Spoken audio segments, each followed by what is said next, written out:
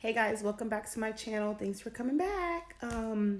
So I said I was going to talk about polycystic ovary syndrome, PCOS. So I'm not going to really go into detail about what it is because you can Google that and find out for yourself. I'm just going to talk about my experience with it. First off, I want to say that I have not officially been diagnosed with PCOS. The last doctor I went to said that I have a mild case of it because I've been taking the test, getting the lab works done for years, from blood work to ultrasounds, and it all came back negative. That I do not have PCOS, even though I have all the symptoms for it. Like, give me it. But anyways, so let's see. I'm just gonna talk about symptoms and what I've experienced from it. So the one I'm real focused on right now is the hair and the weight gain. So to talk about the weight gain, I've gained about 30 pounds within a year's time. Like, I was just gaining. It just seemed like every year I was gaining about 10 pounds, gaining about 10 pounds. And in one year I gained like 30 pounds. And I was just like, yo, what is happening? And I think part of that was because of the birth control I was on. But I also think the fact that it was hard for me to lose the weight, and it's still hard for me to lose the weight, is because of PCOS. Like, at one point I was working out for about 6 months consistently, and your girl was seeing no changes at all. And I feel like the only way to really combat that, which is what most women with PCOS will probably tell you, is changing a diet. I ain't ready to make those sacrifices yet. Maybe next month or something, but not right now. So the weight gain's been a really big deal for me. And I'm only 5'4", but right now, the last time I weighed myself, I was like 198 pounds. I don't look it because I've always had like this athletic built, like I look like I work out. Like, I was with this one trainer and she was like, "Who have you been working out?" I said, "Girl, nobody. That's why I'm here." I just always look like I work out.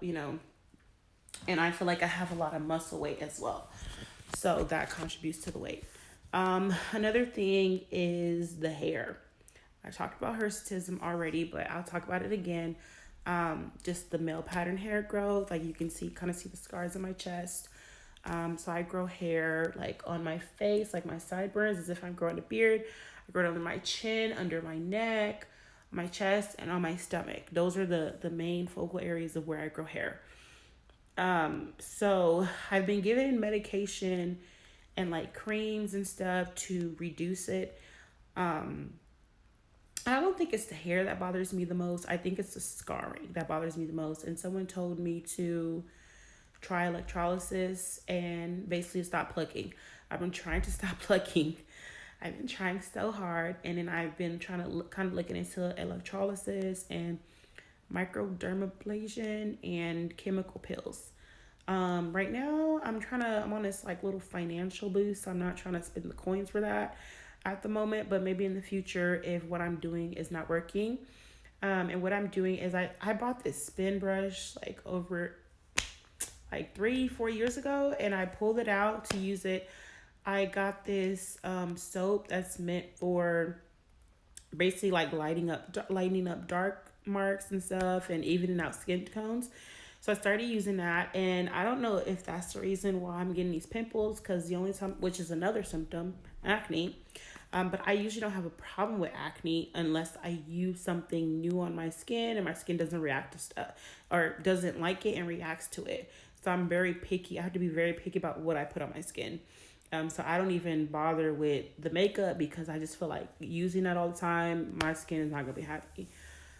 So I do that, and then I'm trying to do home waxes. I bought this wax machine and like the wax beads like years ago. I pulled it out and I tried to wax instead of plucking, and I feel like between those three things, the wax, the using the brush, and the soap it got rid of like that dead, like some dry skin and some dead skin. So I'm happy because I see a tiny bit of progress, not with the discoloration, but just kind of in the dry areas of my skin where I was shaving and where I was plucking, because it does get like dry and it's like it just sucks. But so I was doing that. I do still shave my stomach because I don't scroll my stomach. Um, so that's the hair. Oh, so I grow hair where I don't want it to, but then my hair, my scalp thins. Like my hairline thins, y'all. And part of that is genetics because my mom's hairline, I love her, but her hairline is gone. Like that thing got snatched and it's not coming back. And so my hair is kind of thinning in those same areas, but thinning hair is also another symptom of PCOS. So I've tried many vitamins, hair vitamins from different companies, and I do see my hair getting like my hairline will look like it's a little fuller when I'm on them, but then I feel like it starts losing its effectiveness, and then my hair is not growing longer lengthwise. So I would try to give my body a break. I've only broken out to these liquid vitamins I was taking and like just plain biotin, but I think because I was not drinking enough water. But right now I'm taking MSM, vitamin C, and collagen peptide to help with my skin and my hair. And I will say that my hair has thickened up. I don't know about it growing longer, but it has thickened up. My only problem is I feel like because I'm taking it internally, like I'm taking it with drinks and water in the morning and at night, that it's making my other hair grow faster. So I'm thinking of making like a fenugreek oil and putting the MSM in there and the vitamin C, if I can do that, in the oil or whatever the spray, whatever I do, and just putting it like topically on there so that way it's not making the rest of my hair grow faster. Because I feel like I'm having I feel like I'm having to do some hair removal thing more often than usual, and that's not a good thing. What else? Something else. Oh, infertility. So I'm not trying to get pregnant, so I've never been pregnant, never had a miscarriage or anything like that. So I'm not sure about how PCOS has affected my infertility because I'm not trying to get pregnant, and I've not been in a situation where I could have been pregnant. Maybe when I do get married and I'm ready to have babies, I can come back and talk about my experiences if I do have experiences. But at this point, I feel like if God wants me to be a mommy, He's gonna make me a mommy. So point blank, period. But I can talk about my menstrual cycle, which is related to periods, and the quickest way to say that is I don't get them unless I'm on birth control.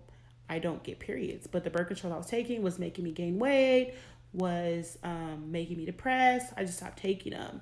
Even the doctor was like, yeah, you gain a lot of weight. And once I stopped taking them, I stopped gaining weight so fast. So yeah, I don't get periods unless I'm on birth control, which people were shocked to hear. I know at one point I was getting it like once a year, once every other month, once or twice a year. And then when I was getting it, it was so light and maybe like 3 days. Like I could probably wear a panty liner and just be changing the panty liner out the day, but it was so light. I could probably honestly go without a pad sometimes, because it was that light, and then it lasted me 3 days. I didn't experience cramping. I experienced like hungriness and other things like that, but I didn't get cramping. I did get mood swings. And I still kind of feel like I get like the mood swings and the hungriness and stuff like that when during the time when I would get a period if I was getting them. But right now, since I do not get periods, then don't have to go through all that changing pads and stuff and the cramping and all the other craziness.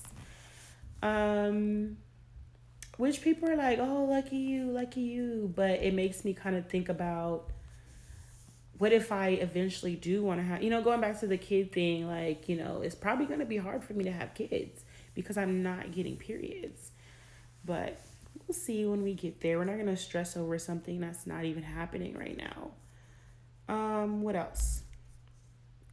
Oh, I feel like the PCOS, because it's basically your body's producing is elevated levels of testosterone, so you have all this androgen, and your body is making all these manly things happen to you.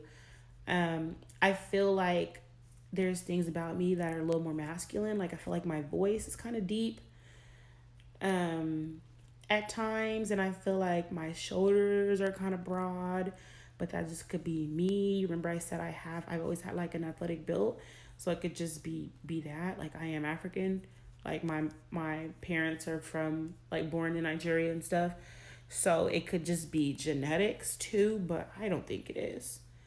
um what else? Like, yeah, PCOS. That's all I can think about right now. um but yeah, you should look it up and then watch this video. I know we're at the end of the video, so it's kind of pointless me telling you this right now. But those are just my experience in it. Of course, I can go deeper into certain things. And I used to